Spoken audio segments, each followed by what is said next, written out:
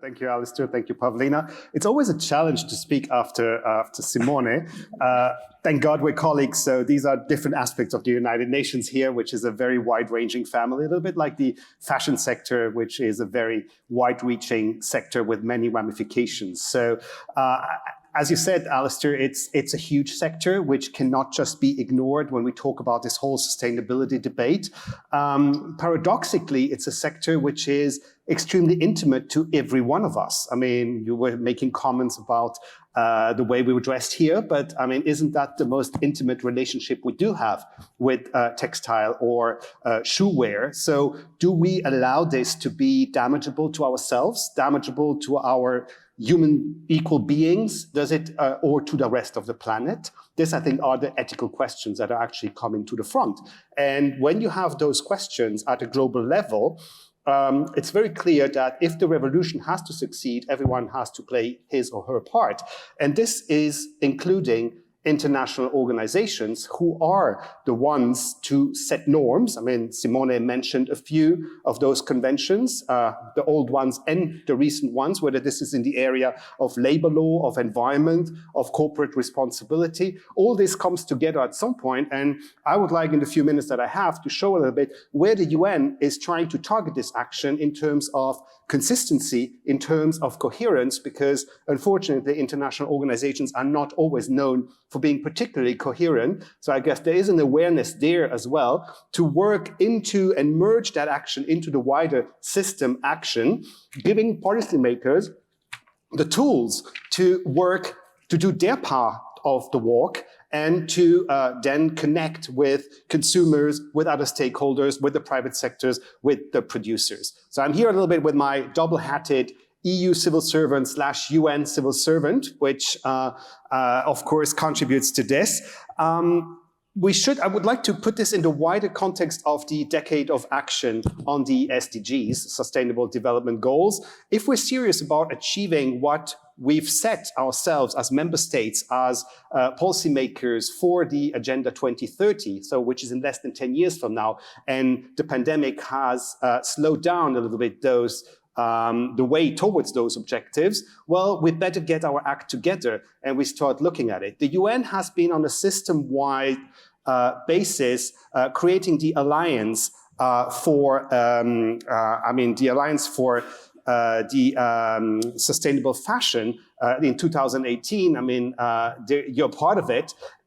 It gathers about 10 UN entities and agencies who are trying to bring their chunk of work together, whether this is ILO for obviously work and labor standards related, but also the Environment Agency, the UNDP for the development side, human rights organization, but also bringing in other stakeholders like the Global Compact with the private sector, etc., etc. I mean, UNESCO, obviously, because education. So when we tackle a little bit, we see that actually the UN as a major convening power, because this is the legitimacy of it, can bring all those actors together. And the Alliance has been looking into very concrete projects throughout the 17 SDGs, because fashion is, in a way or another, related to all of them.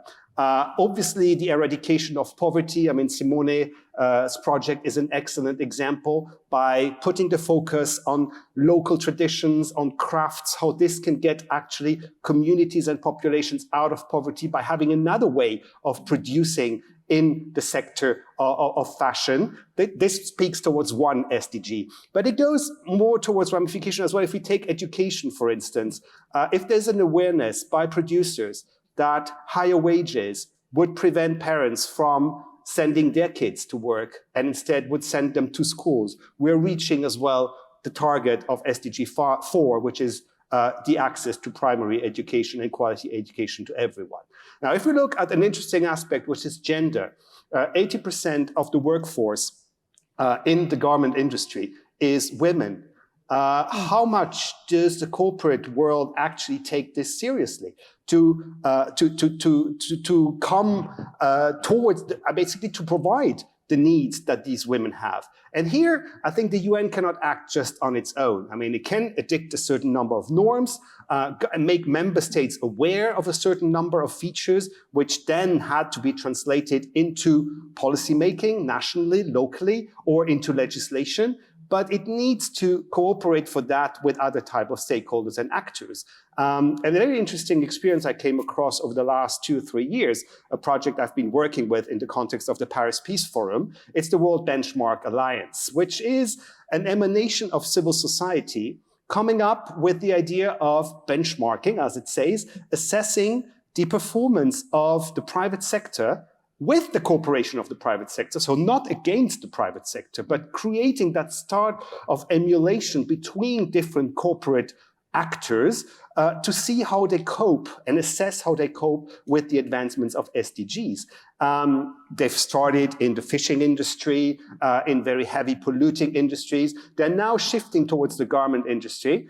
And their first analysis that they come up with in terms of human rights and gender is that the corporate world is not ready to tackle the issue of gender, for instance. There's a lot of good proposals, but as always and as often, it's in the implementation that still things don't happen. They've analyzed 35 big textile corporations. 12 out of 35 don't have any childcare facilities for their women employees. About the same amount don't have any flexibility in terms of work or labor timing, for instance. So there's a lot here that still has to be tackled and to be done. So that just shows that this cooperation with civil society, with NGOs, with the private sector is probably the key in order to achieve that sort of soft revolutions in making the awareness needed, but also the engagement and the agency that is needed in order to make this revolution a success.